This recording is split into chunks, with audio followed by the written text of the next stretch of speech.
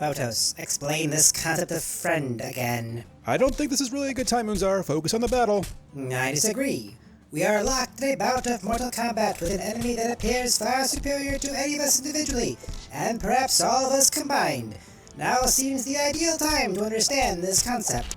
Geez, sorry for not being sympathetic. I just don't understand why it's so difficult a concept. I watched my entire village overcome by a cult that murdered my whole family and everybody else that I knew, and yet I'm still capable of making friends. What is it that you don't understand? It is not the definition that I do not understand. It is the threshold by which criteria must be met to equate to friend. Example. Would a friend care if I raise his corpse from the dead upon his expiration? Well, that all depends on the individual. You can't just make a blanket assumption and apply it to everyone. Do you then consent to allow me to raise your corpse from the death upon your expiration? Sure, whatever makes you happy and gets you in this fight. And you, little lolly? Oh, of course, anything for a friend. I mean, what an adventure, that sounds like fun. I'll be all like, this and brains that. And you, Ricard? Why do I keep getting myself in situations to do it? You stupid idiot, Ricard, you stupid. Interesting. I have considered. And I now consider you all friends? Oh, how nice. Now please, how about a fireball or something? Certainly. Fireball. Misty Step. Movement. Unzar, you rat bastard! Where are you going? You may now be my friend, Photos, but my best friends are of the undead sort. Until we meet again in the next life. There goes a Gith with some real conviction.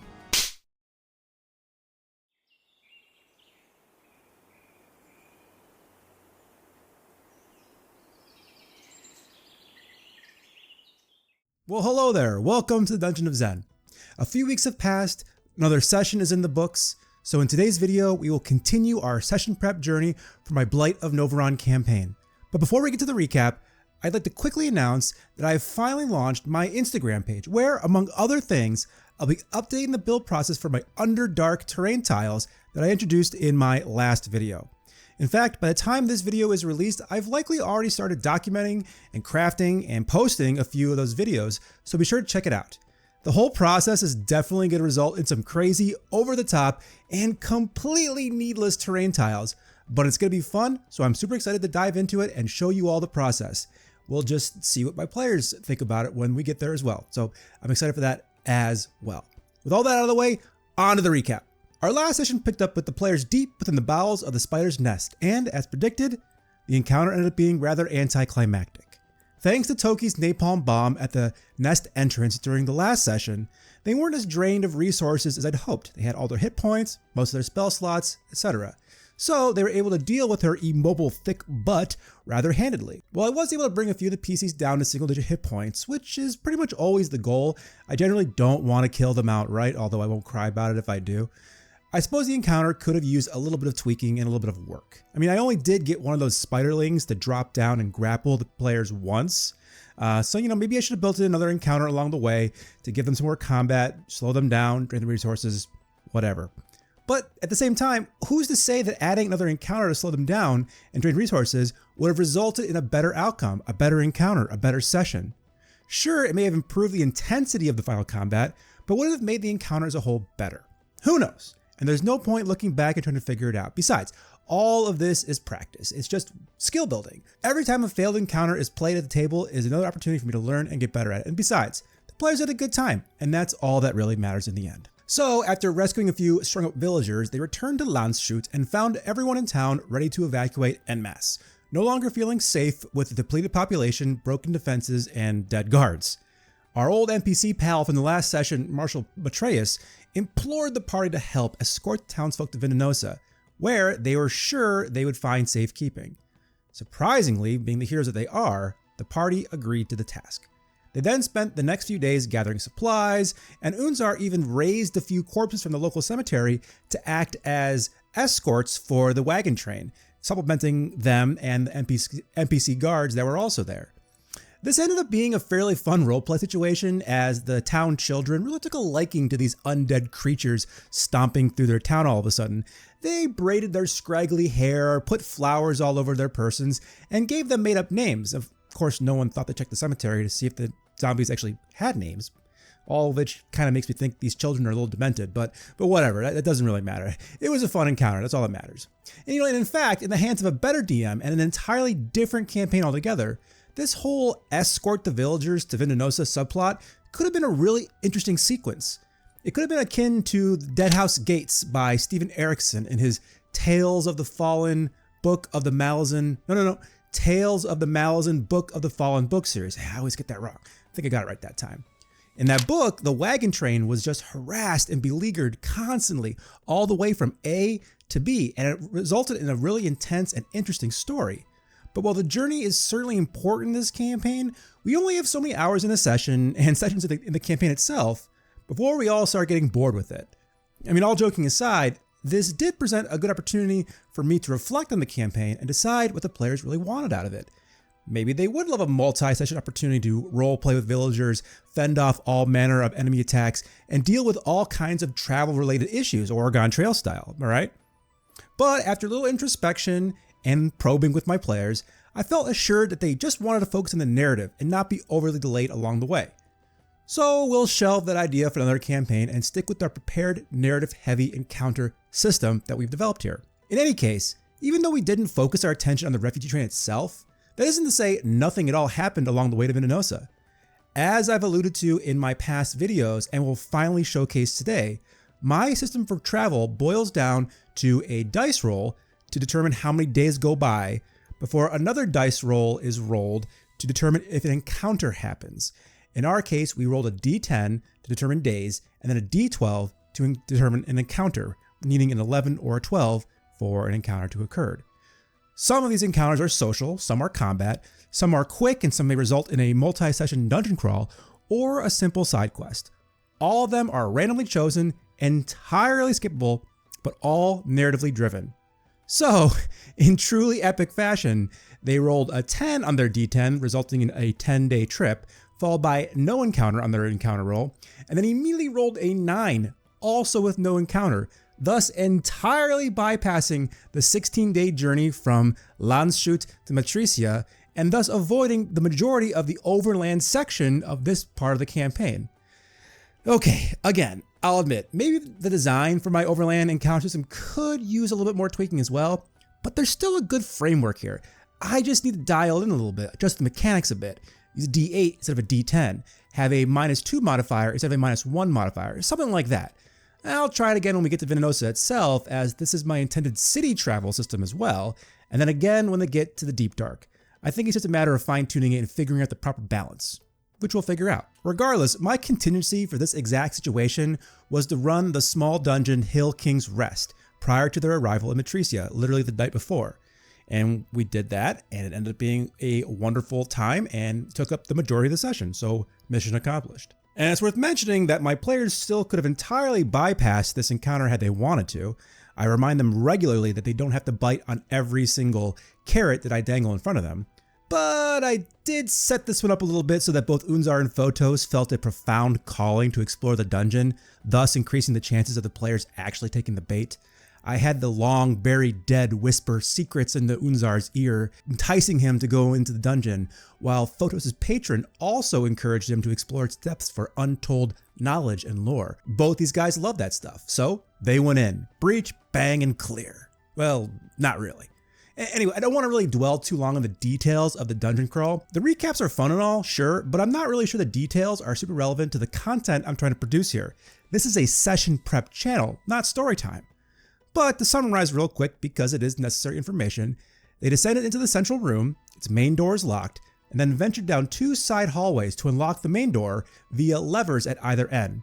They encountered traps, fought a few monsters, and finally made their way into the main chamber, where they met an undead king who provided some lore and backstory, as well as his stasis-locked queen, silent and motionless, but still beautiful and fully cognizant, a very tragic tale. They then fought the Great Betrayer, a custom NPC based on the Revenant stat block, actually Vladimir from Curse of Strahd in particular, who will return to repeatedly harry them from time to time, all before obtaining a magical sword capable of actually harming Ubo Sathla, but only if its twin sword can be found somewhere in the Deep Dark. The quest took. Perfect. And that's it. Although there's one thing I want to talk about real quick from a preparation perspective.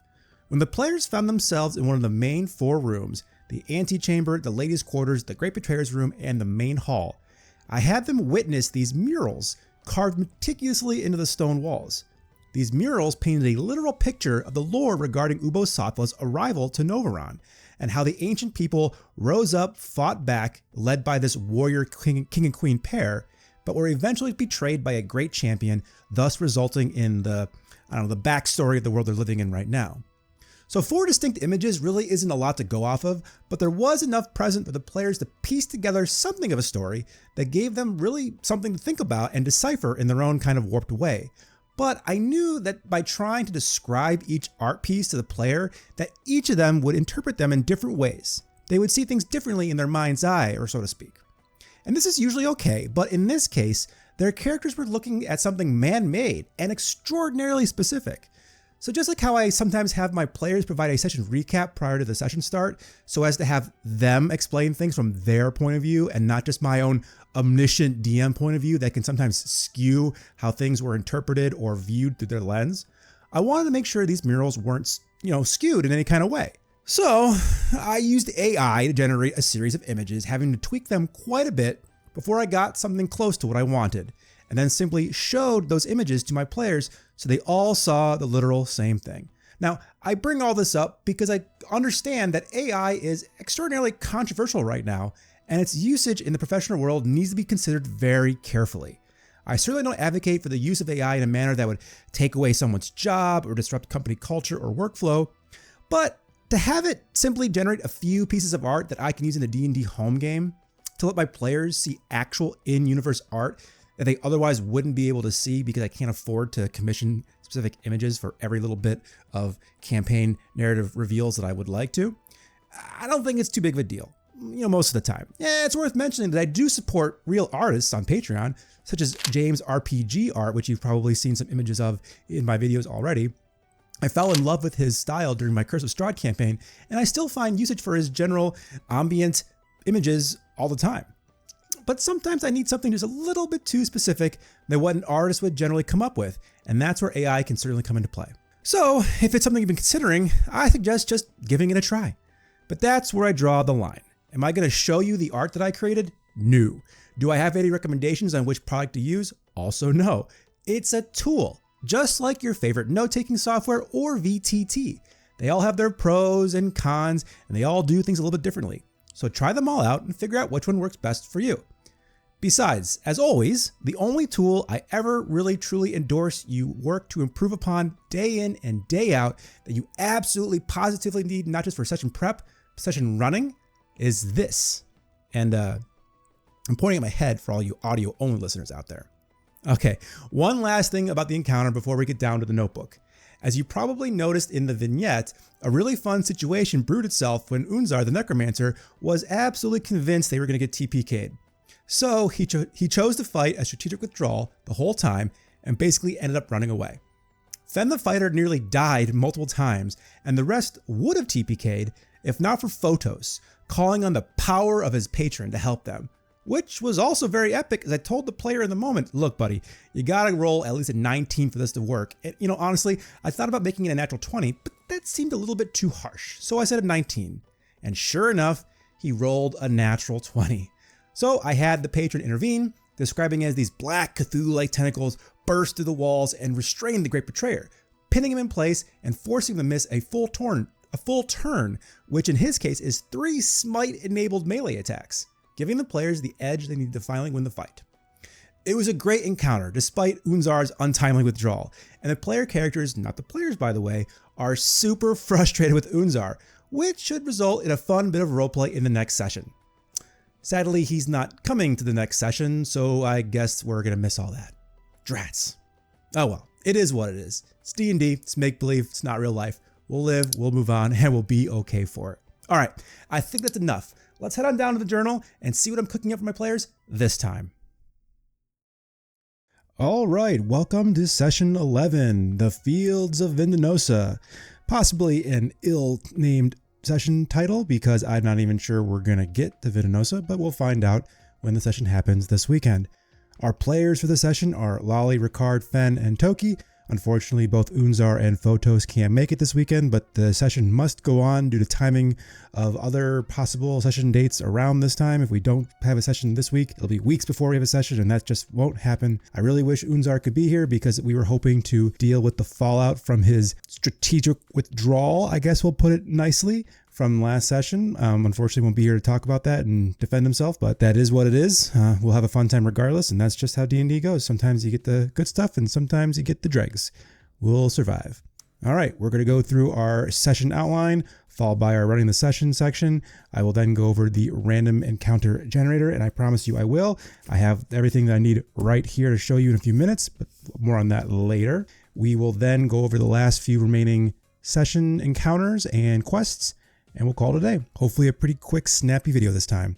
All right, so as usual, the session outline is just what I expect the session to be, not what it actually is going to be. We have to be very flexible in our session prep and session running. The first thing that will probably happen is that we'll sit around and discuss the revelations from the tomb. It's pretty important that they discuss all those narrative outcomes. They will then take off and arrive in Matricia, where we'll run the Rescue Dwarves encounter. Then we'll run some random encounters, and then the derelict ship, followed by the arrival in Vindanosa. So a pretty linear session outline this time around, but that's okay. Not every session can have 1,000 branching web lines for where to go. Sometimes you just need to get from A to B, give them a little variation in between. And as long as they have a fun time during the session, that's all that matters. It can't be like this every single session, but sometimes it's okay. All right, so our main quests for this particular session is the derelict ship. Again, it got upgraded from an encounter to a set quest because it's pretty narrative heavy for Toki, and I really want him to be able to experience that. If he got to Vindanosa without that encounter having been run, he would have less investment in the situation. And then we have some familiar encounters, such as the Goblin Ambush, as well as a bunch of new encounters that aren't fully outlined yet because, again, we have about 3.5 hours to play. What we have up here will be more than enough. So this is just listed here for my own familiarity so that I can go back and create those encounters down the road for our next session. Some are outlined, some are not. So then we have our locations. We have the Fields of Vindanosa, we have Matricia, and then we have the hothouse. One of my favorite things ever, which we'll probably talk about in the next video, maybe at this one. A couple terrain kits. We have the Woodland River Tiles, 3 of them, houses and outdoor scatter. That is for the Rescue the Dwarves encounter, which I probably should put a note to it over here, wherever it is. And then we have the river tiles and the derelict ship, TK4. That is definitely for the derelict ship encounter quest. So that's what those are for. Named NPCs. I toyed with writing NPCs names down here, but I decided against it because it's already in multiple other places. So you'll see that in a minute. And then VTT needs. I need to create a +1 weapon, armor, or shield in Fantasy Grounds so that I can deploy whatever the players want for rescuing the dwarves here. Unless they don't rescue the dwarves, in which case I've created a +1 item for no reason. I'm sure they'll get to it at some point. All right, finally, my favorite part, our running session 11 section. This is the section that guides me on how to run the campaign. This is what we're going to do. It keeps me from sitting there with a blank mind wondering, oh, what do we do next? This is what we do next. Of course, with some variability for the player choice, of course. First, we will allow the PCs to regroup and discuss revelations from the tomb. And I have a little note here about how the caravan will be upset about the loss of their zombie escorts. How does Unzar react? I wrote all this down before I knew Unzar wasn't going to be here. Oh well, it is what it is. The players will arrive in Matricia the very next morning, whereupon we'll rescue the dwarves. And just like I did for my 4-year journey from Sulzbach to Landshut, it's only a 6-day journey from Matricia to Vindanosa, so we will roll 1d6 to see how many days go by before an encounter is rolled, which will be rolled on an 11 or a 12. Guess what? I'm guessing they're just going to roll a d6 and get all the way to the derelict ship, but we'll figure that out when it happens. If no random encounters are rolled, just like with Hill King's Rest, we'll run derelict ship. When they arrive in Vindanosa, we will purposefully run the Insane Druid or Bandit Shakedown, depending on what's feeling good at the time. And then we'll guide the PCs to the hothouse. That's the central hub where they can hear rumors, learn about quests, and also where our friend Toki will encounter his dear lost half-brother Rufus, who will be a thorn in the player's sides. Okay, so before we get to our few encounters, let's finally go over our random encounter generator. All right, so we want to make the players roll random encounters, but we want those random encounters to be prepared and worth playing. but we want them to have a random way to receive those encounters. So instead of just rolling a dice and, looking at a chart behind the screen, we are going to lay out playing cards like this in front of them at the table itself. And when it's time to run an encounter, I will simply tell a player, pick a card, any card, whichever card you want. And they'll come over here, they'll pick a card, and they'll see this symbol, which is only tangentially related to the quest itself. It is a little bit. I tell them to not read too much into this picture, but maybe a little bit.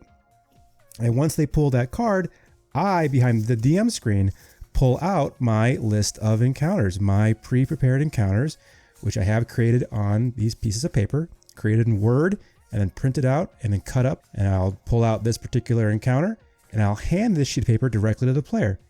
And the player will read the encounter description and we will go from there. Now, obviously, you have to know your players. Maybe your players are not comfortable reading out loud. That's certainly the case, especially if you play with younger players.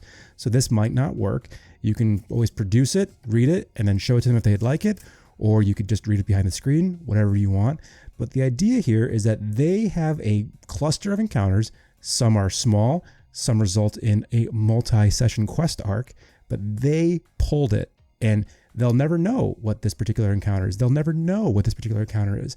But a truly crafty DM, and I can be somewhat crafty, if you really want them to get this particular encounter, you could code multiple cards to the same encounter and have the description be the exact same thing.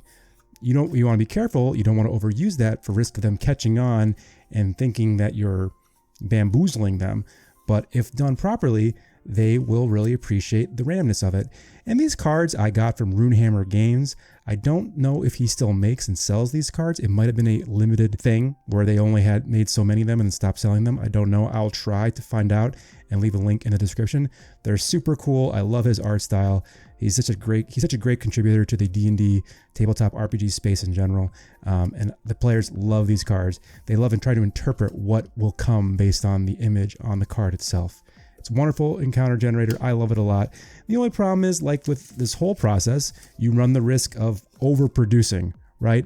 I'm fairly confident at this point that we're never going to hit this goblin ambush encounter, even though way back here, I put a lot of effort into scoping out the goblin ambush, and in particular, the base itself. This took me a long time to write down and think through. And honestly, at this point, it's looking like we won't even get to run that. It's unfortunate and it definitely cost me some time, but it's already created. I'm going to run more D&D. I can use it in the future. And frankly, when they go down to the deep dark, hopefully at some point, I can very easily adapt that encounter to work for the deep dark. There are goblins down there, right? They'll just be a little bit more tough, a little bit more savvy, and the encounter design should work with a few tweaks. And I hopefully don't need to redo it. I can just use what's already there. So if you like the idea, let me know. If not, let me know. Let me know what you think regardless. But you know what? I think it's really cool. All right, pick a card, any card. Is that your encounter? I guess this is your encounter. We'll deal with it. We'll see how it goes. Let me know what you think. All right, so like I said, I want a pretty snappy video this time around, so I'm really not going to spend too much time on my journal itself because this is really all that I have in addition to what I've already covered. We're gonna run the derelict ship encounter back here somewhere. Here it is. This will probably take quite a while because you know how players love to overanalyze the situation. But once they're done with that, they're gonna reach Matricia, and here's my list of NPCs. They're all here. Here are some stores that I thought up that they can go to. Although everything is empty, you'll see there's only a population of 8 in this entire town. That's because everybody else has evacuated. So you can go ahead and pause this and read through it. Basically, they're getting to a town. The atmosphere is that this place is beautiful. It's kind of like new construction, relatively settled by people leaving Vendinosa perhaps, but its current status is that it's been completely evacuated by Vendinosian guards at the onset of the attack by Ubosathla. So it's kind of got that eerie feeling from Shrek when they first enter the castle area and this is completely desolate and empty. They'll explore the town. They'll get to the outskirts and then they'll realize that there are still at least one family left holed up in a home being besieged by undead. and the undead, which we'll talk about over here really quick, are slightly different from what they're used to. I've also got a couple of rumors here, most true, some false, that they could hear from the dwarves. Whether or not they're purposefully false or not, maybe the dwarves misheard. It's always good to throw at least one false rumor in to get the players really upset at you when that goes against them. Okay, here's my quest. It's right over here. So the synopsis: upon entering the town of Matricia, all seems quiet and empty at first, but moving through the town, the calmness is suddenly interrupted. A small single-family home is besieged by blighted zombies and their champions, as defenders within try to hold them at bay. So I've got my quick narrative objective here. There are zombies, and the champions are speaking primordial. The rescued dwarves can provide insight into the state of the immediate area, but the big one is that these zombies, these undead of Ubosothla, are controlled kind of like a hive mind, and that there are champions that can control them that speak primordial, which Fen will love, of course. He loves going around throat chanting in primordial. And that's really about it. There's not much else to this particular encounter. It's very much a combat encounter with a slight narrative hook to the end of it. I've written down their names here again with a few more details. I have their names here as well as here, which is why I figured I did not need it over here. And that's it. Once they rescue the dwarves, if they manage to do so, the dwarves will gift somebody with a +1 weapon of some kind, and they will probably tag along with the rest of the people from Landshut to make their way to Venenosa. And we'll see how that goes, and we'll see what happens in the next session. So that's all there is to this particular session. Please let me know what you think, like and subscribe, all that good stuff. Let me know if you have any notes for me. I would be happy to read them and learn from them and hopefully deploy them to future videos. So that's about it. So until next time, I'll be seeing you. Have a good one.